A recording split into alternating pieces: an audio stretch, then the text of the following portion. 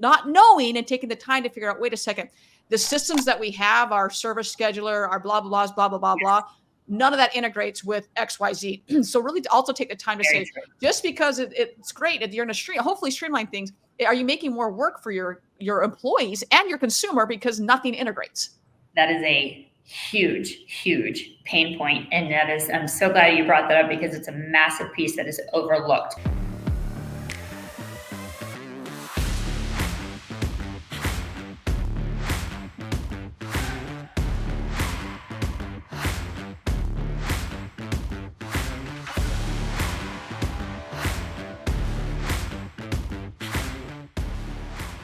Imagine transforming a car dealership into a powerhouse of efficiency and customer loyalty, all started with the design of the space itself. Welcome to Facts Not Feelings. I am your host, Brooke Furniss, and today we're unlocking the secrets of maximizing dealership investments to revolutionize customer experience and drive unprecedented brand loyalty. Joining us is Kelly Reis, a visionary in transforming automotive spaces and founder and operator of Arreis. Stay tuned as we dive into how your dealership's design can dramatically impact every sale and every customer interaction. Kelly, welcome to the show. How you doing? I'm doing amazing. Thank you so much. Hope you are, Brooke. Thanks for having me. Oh, thank you for being part of it. That's always, we got introduced, I'll say reintroduced/introduced by Peter Smith a couple weeks. Well, at this point, it's probably been a month or two. I've lost track of my time, let's be honest, with the women, it's Automotive Industry Disruptors, I think is what it's called. Is that correct? That's the one. Yes, it was the first one for the official announcement of the Women in Automotive. That's the Clubhouse. That's the Clubhouse platform for the official Women in Automotive. Which is amazing. I was quite honored to be a part of that first one. And I was so grateful. We were talking offline even before we were doing the Clubhouse, just the introductions so that we could both know each other. And I had no, and we're going to get into it here in a little bit, had no idea that someone like you, not just you, but what you do, didn't even know it existed. And with as many buy sells that are happening, like this is a really, really big thing to dive in today. So let's just get this thing rocking and rolling. Let's do it. Let's do it. With new dealership buildings, what are the typical cost ranges for construction, and what are some major factors that influence these costs? Well, that is a very wide, it's very vast because not everybody is building a ground up build. Some are doing retrofits, some are just investing in remodels, but on the bare minimum, you're looking at 7 figures plus. And I mean, you're going upwards, depending on the manufacturer, depending on land, location, and all of these different elements. Some of them are touching over $100 million of an investment into these facilities. So it's quite a significant amount of investment. And the outlay is it's a lot of money. It's a lot of money. It is. And I think you and I were talking a couple weeks ago, just in Chicago, everything is expensive in Chicago. Like let's be honest here. But I remember what construction was for a building, for a new dealership, and it was right on the Kennedy. So anyone that's familiar, there's a down right at Kennedy. They're building new buildings. There's some really, really just beautiful buildings, but they were built, I would say, 10 years ago. And I know the price tag then, and I can only imagine in 2024 how much those are going to cost now. Oh, absolutely. I have some retailers that I've worked with that, they've been in the planning phase of, they've made their commitment to build a new facility. They've even picked out their location, and that for one thing or another, there's delays. It happens. We understand. But in some of these cases, the price difference from today versus just 4 years ago, I mean, it can be 30+% more. The costs are significant. I mean, materials, labor, you name it. Everything is just so much more expensive today than it was. And so it's even more important today that you're really dialing back into every potential aspect of how you can seek the return on your investment and making this facility work for you. So it's a very important, it's a great arena to be in. I'm enjoying it immensely. It's something I'm very passionate about. And again, I might be jumping ahead a little bit, but just having been in the retail space and gone through some of these facility builds and planning phases, I can tell you the coulda, shoulda, wouldas, when you actually get moved in, those are real. And so these are some of the things that I've learned from my personal experience, but also working with some of my clients of like, here's what we need to do to really make sure that you're maximizing your investment on this so that you can really help, or you can really plan on how you're going to get that ROI and what time frame it is that you're looking for. Oh yeah, I mean, I've got a friend right now. They're building a store, and he's like, hopefully it's going to be up this week. And I go, you know, how many times you've told me that? Like, and it's a gorgeous building, but there's all these like last minute things that he was not anticipating, and the OEM's going to say, oh, in order to be eye ready or just have it be public facing, and you want to get your maximum bang for the buck, okay, you got to add this. He's like, I had no idea that I have to add X, Y, and Z. And he's built quite a few dealerships. So it's just always interesting to go through this. And once again, I had no idea that someone like you in your field even existed to help with this. So on these new facilities, once they're up and running, what key features should owners prioritize to maximize customer attraction and operational efficiency? So I actually want to back up even before. This whole journey and planning starts before you even open the door, because we're not going out and planning for the Super Bowl and we're doing our practice on the field. No, there are things that take place before you get to that point in the grand show. You've got to practice before then. So it's actually starting before. It's once that dealership says, hey, I'm agreeing to build this, I'm going to make this investment, that planning phase starts from there. And so in order for them to really get ahead of it, and so when you open the door, you're ready to perform, you're ready to deliver on what your process is, your experiences. You got to go through logistical flow, your customer journey. You've got to go through your employee journey. You've got to go through mapping of technologies to make sure all of these things are working. And you dial back all these multi-layers of the onion. And it doesn't start when you move in, it starts before. Amen. Amen. I'm like going through some of being part of some of these, well, either buy-sales, we'll call them, and going into a building that was, I'm going to say, built in 1970, and what a cluster it was to figure out, okay, so we don't even, the Wi-Fi we have is like that for us, that they're old enough to understand dial-up, or before internet actually happened, and you had to wait for them, like, it would be faster to do this, or we just knew that, hey, only this portion of the store actually gets internet at all, and oh, sorry, back there, I know you need to use internet, but we don't have it. Or you go, I mean, there's just so many things to unpack with that. I'm like, it is so true. Before you ever do that, you've got to take the time to understand every single portion of it.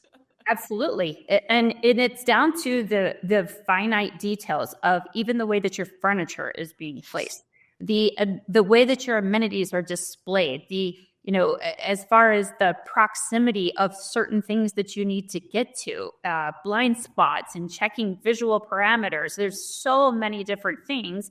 And it's interesting because I was guilty of it myself, even when I was going through some of the builds within my dealership group. We as operators and management and leadership and everything, we have these general contractors and they're great. And we have these liaisons between the OEM and they're also wonderful. But we need to have more input from the operator and leadership role into this. But at the same time, it's like, okay, I got to go sell cars. I got to service cars. I got to do this. I got to do that. And this building, okay, OEM, you have signed off on it. GC, we're ready to go. Cheers, handle it, deal with it, build it. We're good.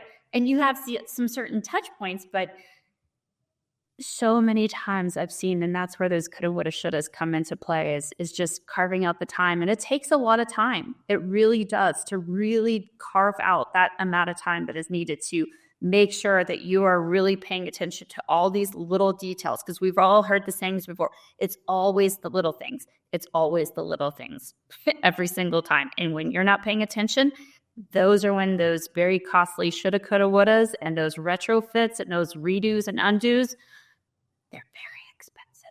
Very expensive. Yes. And even you think like building a home, like I've done whether you buy a home or you're going to build it, like when you build it, it's so much cheaper to add all those fun things into the build versus like, oh shit, I should have done this a year ago when we were planning this all out. I remember my cousins, they've got a really, really beautiful home.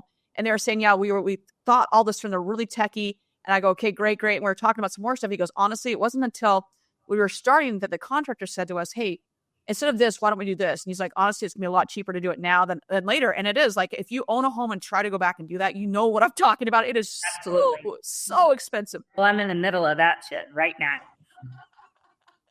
I don't envy that at all, actually. Mhm. Mhm. Okay, so we know that there's a ton of investment at stake when any type, whether it's a buy, sell, whether you're building. How can dealerships effectively forecast the ROI on a new building? That's a very challenging question because there's just so many different facets of it, and every square footage has a price to it. And so you really need to maximize literally every single square foot of it. You don't want dead space. There's got to be some purpose to every single square footage. And dialing that back is a very big undertaking because it's to understand, okay, you're going to have this much logistic foot traffic this way, your technology, the interfaces, how much I can see, are you is this going to be used for storage boxes? Or, even in your shop, when I walk through some of these shops and I see all of these parts crates and parts boxes, and they're just stacking and they're stacking and they're stacking. And it's like, there is a cost associated with every single box that is sitting there. And it is impeding your foot traffic. It's causing you to have to do a 10-point turn to get cars in and out of the bay. You're sacrificing production that's not efficient for your technicians. You can't see anything. No, you've got to be very proactive in thinking about every single little thing once again to find out how you're going to really track and monitor and put a plan together for what that timeline looks like to get your ROI on it. Amen. I mean, I've spoken quite a bit with other individuals about exactly what you're talking about. You go into the parts department, or we'll just say fixed ops in general, and by a simple change of like, oh, instead of having all the parts over here, if we just move them right here, how much time is this going to save? Remember, it was probably like 2 years ago, and I was on the Auto Hub show, and I can't remember the sponsor's name, but it was something as simple as the fixed ops didn't know when the bathroom was in use. And so they had a light up saying it's in use, just like an airplane. And how much time that saved, because you go there like, oh crap, it's not there. I got to come back or wait. And so you're just wasting time. Right. So there's these little things that just make such a difference. So if we're looking at more of the internal aspects, what are some common overlooked areas and facilities that, when improved, can significantly enhance customer satisfaction? Oh gosh, even just the placement and the strategy around how where your furniture settings are, where your customer areas, how they're set up. Is it welcoming? Is it inviting? Power outlets. I know that sounds so silly, but we are so energy and power dependent now. And it's not enough to have those traditional outlets. You need USB, you need USB-C. And people don't carry power blocks anymore for their phones. And just the foresight and thinking about those things going into the future. Those are things that really enhance your customer experience, but also your employee experience, because let's be honest, they need their phones and everything and they're charging. And if I've got to sit over here, but the next charger that's available or the power outlet that's available and I'm disconnected from my phone and it's, hey, it makes up even that 15, 30 seconds of going back and forth. Those are minutes, and they're precious minutes that we don't get back. Little things like that to take into consideration make a huge difference. And I'm so glad that you brought that up, because that was something when I was in the dealership, it drove me crazy that we didn't have power blocks anywhere. Or I'll say power blocks, we didn't have the charging stations. And so depending on the store, I'll leave it at that, because certain stores, they got stolen the moment they got put out. So that was a whole other situation that we had to conquer that. But little things of like putting this out. So whether it's at the time, Android, iPhone, they all had different cords, whether it was Lightning versus USB-C. And so I go, we need to have more of these. And so that was something that became like almost like a selling point. When you're sitting here, we actually have outlets for you to get work done. And I was like, little things like that make such a difference. Also, I was thinking about, I think we both know Katie Mears and how many times she's spoken about, have you been into the women's bathroom lately? And it said, okay, if I'm a female, am I okay walking in here? Like, does this feel inviting? Does this feel like that they actually thought of me? Like, there's so much of that when we know that the female is such a large percentage of the buying population. Are we catering to them? And so little things like that just make such a difference. But in my opinion, get overlooked all the time. It's very true. And it's a challenge in some cases, because when I'm talking to some of these retailers, I'm talking about those little details, just using the bathroom as an example. The little extra that it takes you to put a little vanity tray there that has nice napkins and hand lotion. After I wash my hands, if there is hand lotion there, I'm like, oh, thank you. I mean, that little thing alone just makes such a huge difference. And yes, even little mints. I want to little things like that. And these are minuscule little things but traditionally that's not what we're thinking from. We are so engulfed in what it takes to operate that dealership, the day in and day out operations. Those little things, we're not really thinking about those details. But those are some of the details that we really need to start thinking about as we're going into this build phase. And again, we're looking at how this transforms not only the customer experience, but also the employee's experience, because we need to take them into consideration too. Because if it's not logistically doesn't make sense, if it is going to be if it's going to slow us down or cause more frustrations, that's ultimately going to translate over to the customer's experience. So we need to take those things into consideration from both sides of the equation. Amen. And I'll even go a step further. When we were talking about bathrooms, I was in a dealership. This is probably like 2010, maybe. It was a while ago. And you and I will relate to this. There's probably a lot of people watching. They're going to be like, what the hell are you talking about? Well, I'm going to say it anyways. I go into the washroom. And do you remember those, like, all I can think about is like elementary school, junior high. It was like almost like a towel, and you'd pull it down and it would just recycle back and forth. And it was like that really nasty towel. You know what I'm talking about? I know exactly which one you're talking about. They still have that. As like next to that, with like the powder soap. I was like, come on, seriously? Like, what are we doing here? I can't imagine the budgets are that tight that we can't put it in an actual paper towel thing. Like, is that what we're doing now? Yes. And I can't tell you how many times that those are the things that get skipped over. It's like, okay, you're talking pennies on the dollar at this particular point when you're talking about what type of hand towel dispenser you're going to invest in your restroom, because this one's, X dollar and it's versus this dollar. But when that customer goes in there and just like, are you kidding me? Yeah. With the cost of vehicles and just the rising cost of everything, it's like you couldn't have spent the extra dollars to have nice paper towels here. And agreed. But think about it. It pays off in the long run, because I guarantee, like, that memory is seared in my brain for good, better and worse. Like, I get a lot of laughs out of it, but I'm like, how did no one be like, hey, maybe we should upgrade this? I know the dealer's just been here for a hot minute, but maybe we should go away from the trough of like the water. We step on the pedal and the water. I'm like, I half expected that to be in there. I was like, we're back in 1970. This is what's happened right now. Okay. I mean, not all new, retro, or good. Not all things. No. Like, I know everything comes back in style, but I do not see that coming back in style anytime soon. We skip that one. Well, yeah, exactly. All right. So we've talked about a lot of internal, but let's go extending beyond sales. How can dealerships use their physical spaces to build community hubs and foster customer loyalty? Oh, I love this one. Especially with some of these new images that the OEMs are really taking a lot of pride in investing in, and these retailers are building these amazing facilities. Now is even more time to really bring in those community relations that you have and partner with them. Open up your doors, host events, welcome them. Think about how many things that you can do when you're bringing in those community partners and you're hosting a Chamber of Commerce meeting, you're hosting a PTA meeting. So many different things that you can do to really outreach to the community, to open up your doors and let them experience what really it's an investment for the community as well, to serve all of the clients the customers, the neighbors, all of these things. We are a part of the community. So open your doors and welcome them in. There's all kinds of things that you could do. Oh, tons of things. And especially, or I'm going to twist the question just a little bit. There's a lot of talk about all of this mobile service, which is absolutely fantastic. I'm a huge advocate for it. And I hear often that some of my retailers, they're just like, I feel like the OEM, I put all of these tens and tens and tens of millions of dollars into this facility, but it feels like all they're trying to do is push our customers away with all of this remote offerings and everything. And I'll be the first one to tell you, all of that is wonderful and it's great, but I may not, myself speaking, I may not need that this time for my service. I work from home. I'm remote. Sometimes I just want a change of scenery.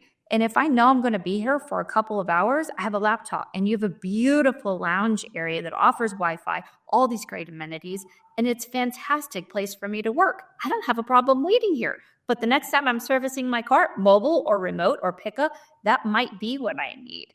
But you're building all of this beauty into a space that is designed to welcome and engage and provide a customer experience. Many customers are taking advantage of that now, especially for the ones that work from home or work from anywhere. They don't mind waiting. They really don't. Agreed. And I'm in, my lease is up here in January and I'm starting to look at vehicles. And that is definitely something I'm looking at because there's, especially downtown Chicago, it is not the easiest to go places, to say the least. But that being said, as I travel enough for work, I'm like, hey, I can still come up there. But if you offer that, that's something I want to take advantage of. But I'd also say, like, if you do something mobile, whatever it may be, and the customer lives not in your backyard, make sure that they're aware that, hey, if you don't bring your car back to us for service or you don't bring it back to us, that could affect some CSI and some retention and things along those lines. And that way they know that, oh, I thought I could take it to anywhere and I just love the service. But I'd also have that conversation so that if you do offer those services, that they know, hey, while you're out of this area, you can take it here. Just know what that means to us. Because I think that gets overlooked a lot. That, yeah, we can offer it, but then we might actually lose business or lose what the incentives from the OEM if we don't maximize all of that.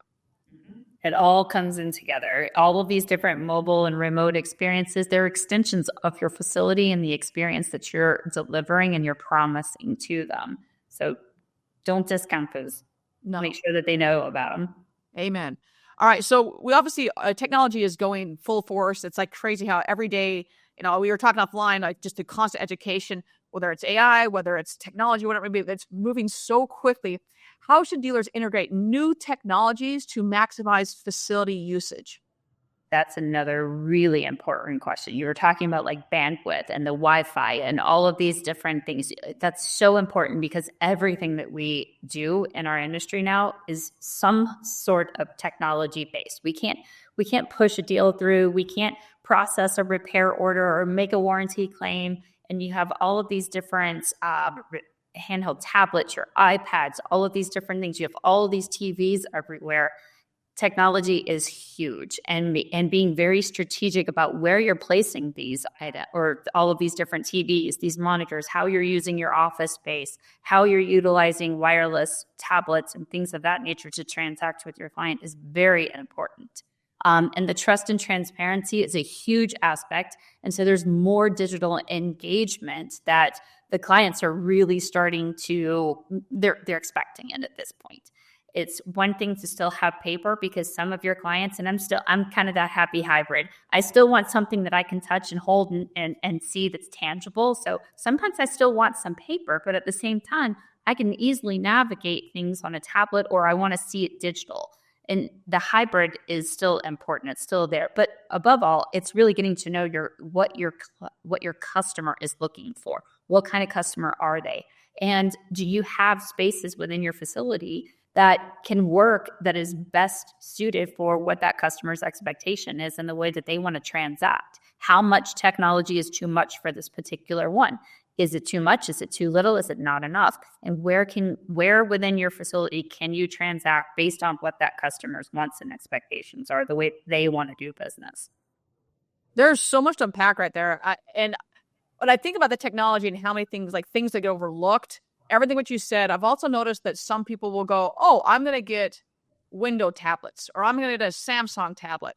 But everybody else has iPhones in the building, or it's not compatible with that. So they spend all this money getting X product, not knowing and taking the time to figure out, wait a second, the systems that we have, our service scheduler, our blah, blah, blah, blah, blah, blah, none of that integrates with XYZ. So really to also take the time to say, just because it's great that you're in hopefully streamline things, are you making more work for your employees and your consumer because nothing integrates? That is a huge, huge pain point. And I'm so glad you brought that up because it's a massive piece that is overlooked because there's a lot of recommended technology suppliers and providers that the OEM may want. But when you actually look at your operating ecosystem, are you iOS? Are you Windows based? Are you cloud based? What is your operating system and what pieces of technology are compatible? And yes, to your point, if it's not compatible, do you need to factor in the additional expenses for example, if I'm working off of a Surface Pro and I've got X TV, or I buy an Apple TV, or I have a TV and I'm working off of an iPad. Let me rephrase that. I have a TV, I'm working off of an iPad, but that particular TV is not an Apple TV. So now you've got to take in and factor in, you've got to have Apple TV to be able to cast or share screens or be able to interact with that. So that's another very important piece to take into consideration, is looking at all of your different operating platforms and understanding which operating system they work off of and the compatibility for sure. Great point. And it's crazy how many times I'll go in and they spent all this money on whatever it may be, and well, we're getting co-op for it. We're getting, I'm like, that's great. I understand why you do that, but understand the ripple effect that's going to have on every single person that is now going to interact with that, and that ripple can go pretty dang far if you're not careful. Well, and okay, so expanding on that, because that's a huge piece of all of this, and it's a really great point that you bring up. Yes, you might get co-op, and that's great. To your point, I understand that. But here's the reality. From the end user's perspective, for example, if I'm a salesperson or a service consultant, and you've made the investment to purchase all of these different technology pieces that I need, but if it is not easy for me to do, and I've got to fumble through so many different steps to work around to make these things work, it's like the 3-strike rule. The first time, fine, learning curve, whatever, it's not working. Second time, okay, I'll try to figure it out a little bit. Third time, I'm going to say to hell with it. I'm done. And that is when you're going to start circumventing your processes and your expectations, to where all that technology that you got co-opted for is nothing but a waste because nobody's using it. Amen. I've got a good friend, Dan Moore, that always like, stop trying to buy yourself out of operational inefficiencies. And it's like, we just continue to throw money at it thinking it's going to go away. That's going to fix it. And it's like, no. Your process and how sucks. Now, it could be that the technology, the people, the technology portion, the product portion sucks in regard to it doesn't integrate with your people and process. But somewhere there's a disconnect. And we're just going to keep throwing money at it and then just burning through money. When in fact, if you just would have started at the very beginning and said, all right, before we do anything, whether it's putting a button on the website to installing paper towel dispensers, how does this integrate with everything? Will this make everything better for the consumer and the employee? I love the stop trying to buy yourself out. Whatever that quote was fantastic, because it's real. And that's where we start with this massive amount of tech stacking that ultimately really causes so much loss of productivity. It makes things so much more inefficient. And that translates to employee frustration. When the employees are frustrated, that's translating right back over to your customer's experience. And then the time is time is everything right now. If it takes me so much longer to do something and I can find a way that is easier to do it, then some shortcuts are going to start taking place. And that's not what we want. We want to be as efficient. We want to be able to get them the tools and the resources available to make their lives easier, so that it's an easy experience for them to translate and give back to the customer. And then going when it takes time. If it takes so much more time to do something and I've got a customer that's standing right here in front of me, that's where things get lost. I'll push it off to the side because I'm so hyper-focused on Brooke standing right in front of me. Her time is very valuable, but this is going to take me a million years to get done. I'm going to throw it off to the side, and then things get lost, forgotten. That's all that. I agree. All right. So as we wrap up here, can you share any insights into what you're seeing potentially as future trends in the dealership design that you believe are it's going to shape the next decade? I believe that not just from the facility and the clients that I'm working with presently, but even just talking in general space, is we're, from a customer's standpoint, can I transact with you anywhere? Do I have to, there's that stigma of, as soon as you walk into the dealership, the number one person that a customer doesn't want to meet is the salesperson. Yep. And then there's this expectation that as soon as I meet a salesperson, they're going to take me right into the office. And it's like, here we go. I got all of this, pressure on, I'm in the place that I don't want to be, and I'm immediately starting out this entire process of getting to know you in that one space with the one person that I don't want to have to deal with when I'm buying a car. So can we really design these spaces to It doesn't matter where you are in the dealership. If you want to stand outside the entire time right next to this vehicle that you're about to purchase, fine. I have a tablet right. You can do everything right here. I don't have to have an office. I don't have to have the desk. You can really transact and do anything that you want to with the customer from anywhere in the store. You're not locking them in an office. Yes, privacy is still a major concern, but there's so many different ways that we can protect the privacy, and we can have these spaces that are private.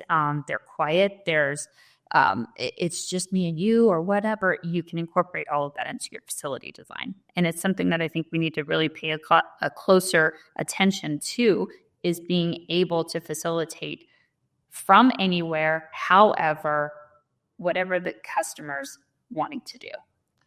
Well, it's like when you go into an Apple store, you got obviously the Genius Bar, but at any point, anyone can help you. It doesn't matter where you are in the store. I can be at the Genius Bar. As soon as I walk in, they've got their little tablets or their iPads. They're ready to go. They can help you.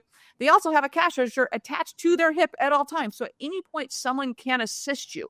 And we get locked into sometimes that you've got to have the cubicles. You have to have this. I don't know what store it was. This is going back many years ago.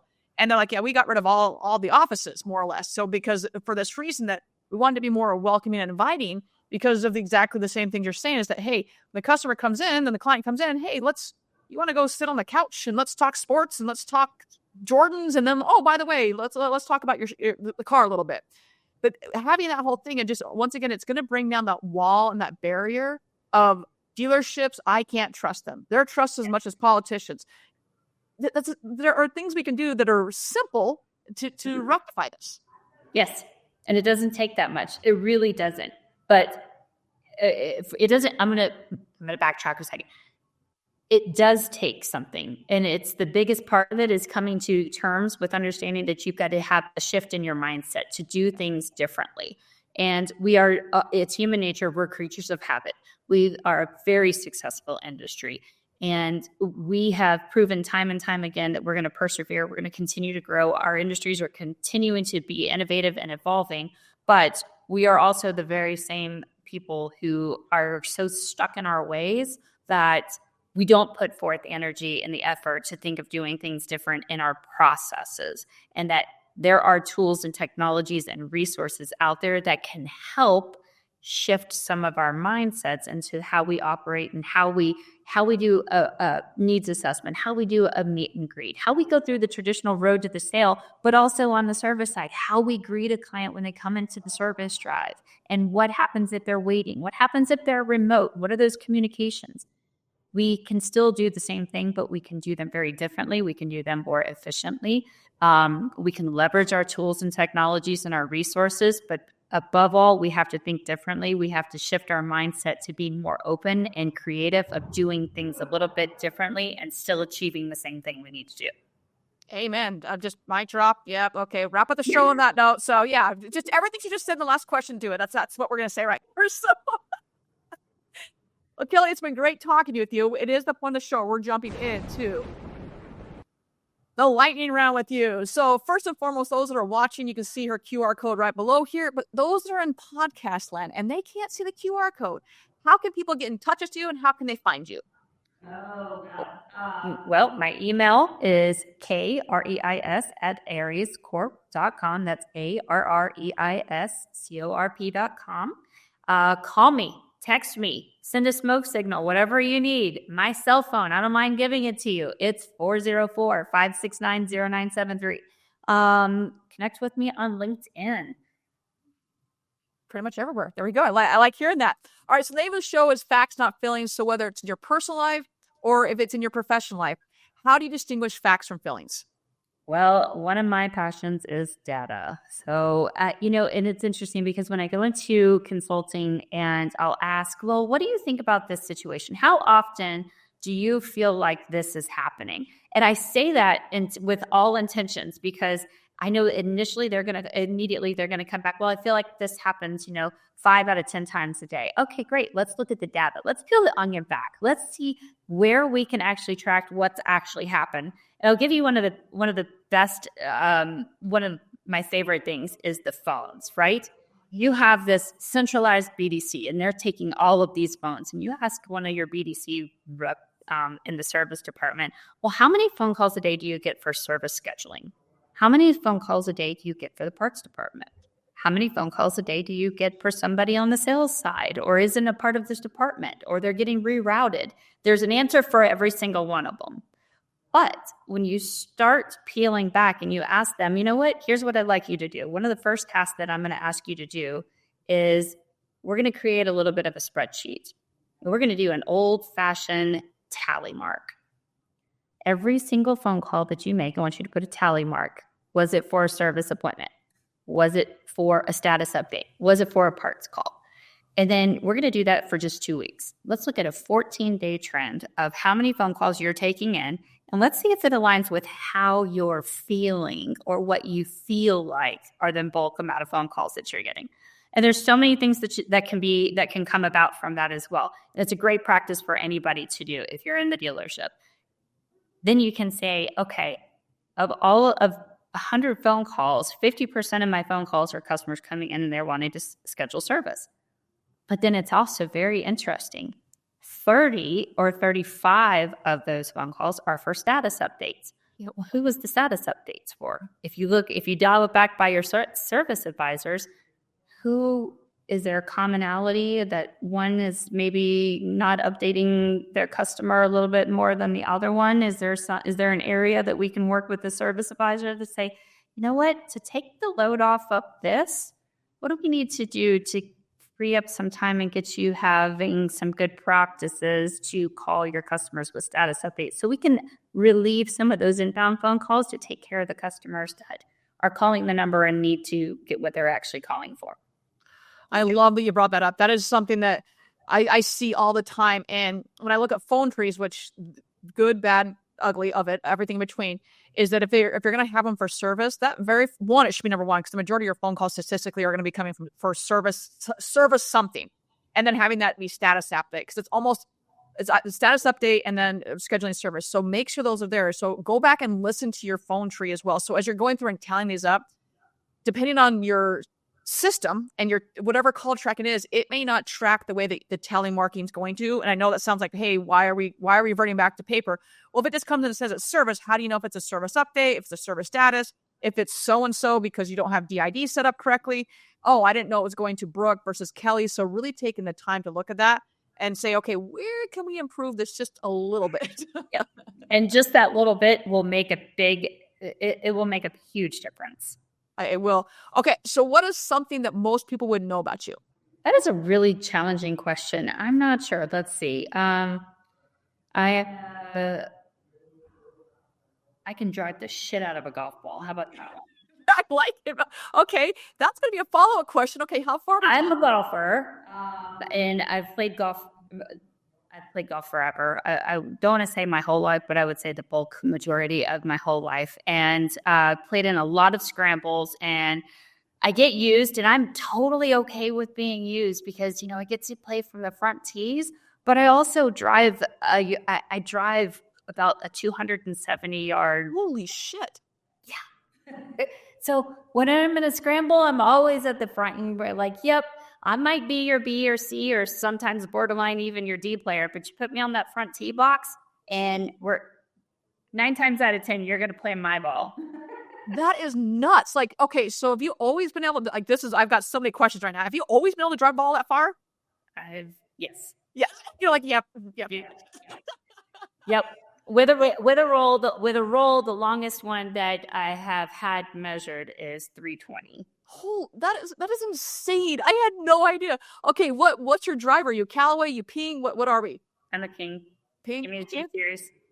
Nice. Okay, that's one of the better answers I've had. I had no idea. Look, okay, don't ever golf at that. I'm an ultra competitive, smart ass golfer. This